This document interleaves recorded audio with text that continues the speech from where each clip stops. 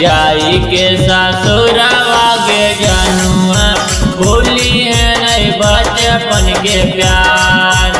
जाई के ससुरवा गे जनुआ भूली है नहीं बचपन के प्यार।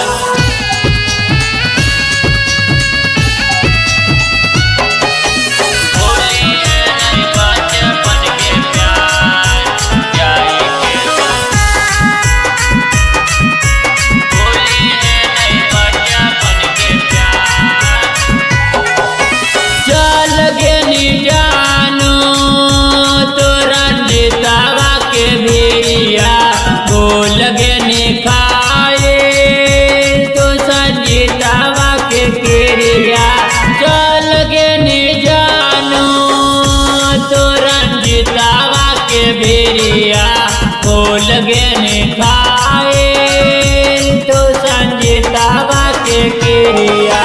राइटर रंजीतावा के जानू छोड़े चले जैमी ससुराल।